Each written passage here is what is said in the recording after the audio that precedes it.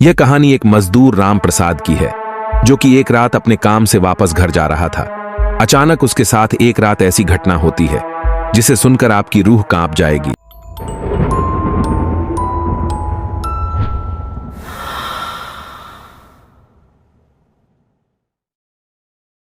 यह कहानी राजस्थान के सोनपुर नाम के एक गांव की है। यहां पर अक्सर ही लोग बातें करते थे कि शाम के 6 बजे के बाद वहां से किसी की रोने की आवाज और घुंघरू की आवाज सुनाई देती है, और जो भी उसके पास जाता था फिर कभी भी गांव में नहीं दिखा।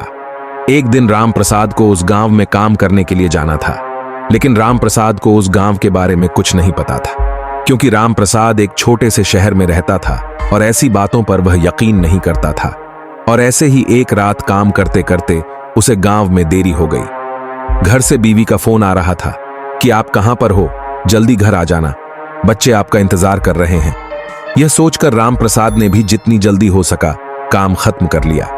जब राम प्रसाद अपने घर को जाने लगा तो अचानक से रास्ते में मौसम बदल गए और ऐसी हवाएं चलने लगी कि मानो जैसे कि अभी बहुत भारी बारिश होने लगे, और साथ में कुत्तों का रोना बहुत जोर जोर से बढ़ रहा था।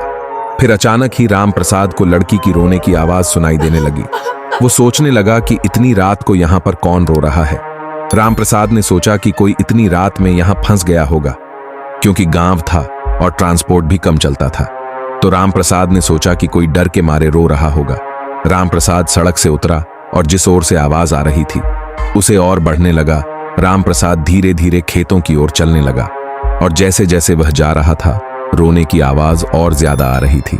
आगे जाकर देखा तो एक लड़की जिसने घूंघट ओढ़ रखा था और हाथ में चूड़ा डाल रखा है। ऐसा लगता था कि उनकी शादी को अभी 3-4 महीने ही हुए हो। राम प्रसाद ने पूछा कि आप यहां बैठकर क्यों रो रही हो।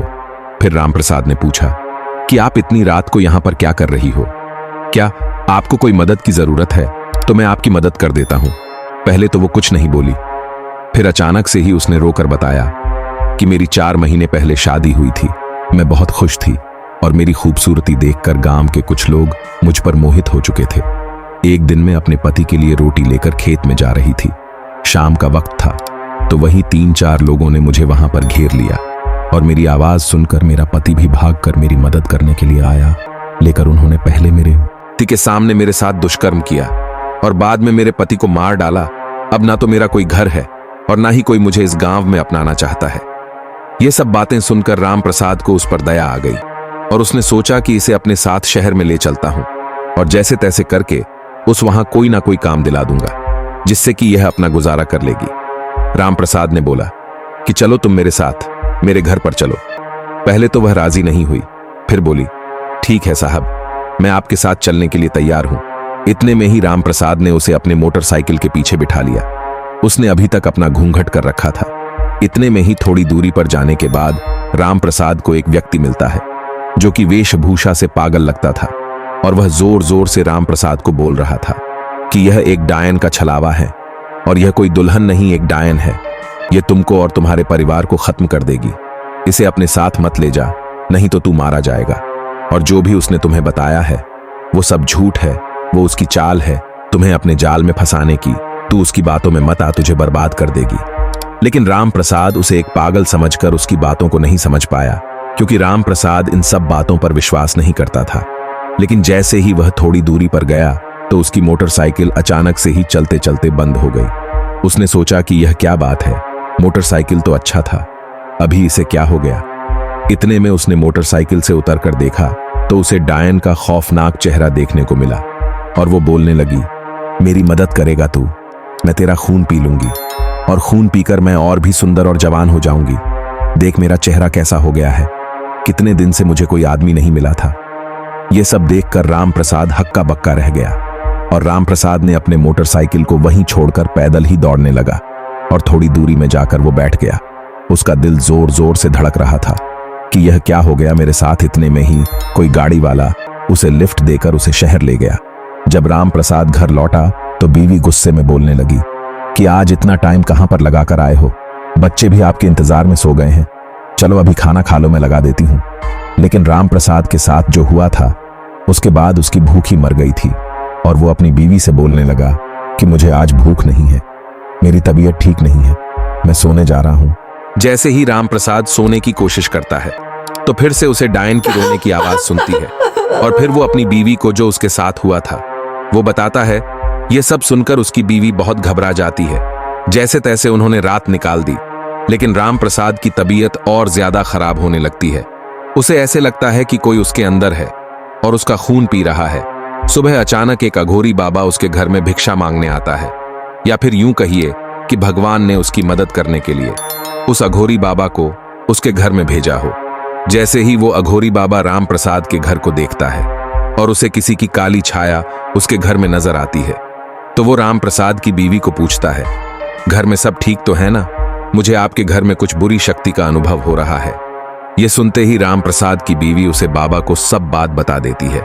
फिर अघोरी बाबा उसे कहता है कि रो मत पुत्री, अपने पति को लेकर आज शाम को तालाब के नजदीक जो शमशान घाट है, इसे वहां पर लेकर आ जाना, मैं इसका इलाज कर दूंगा। शाम होते ही राम प्रसाद की बीवी उसे अघोरी के पास लेकर जाती है। इतने में ही उसे डायन को पता चल जाता है, तो वो जाने के लिए मना करती है और राम प्रसाद भी पागलों की तरह करने लग जाता है।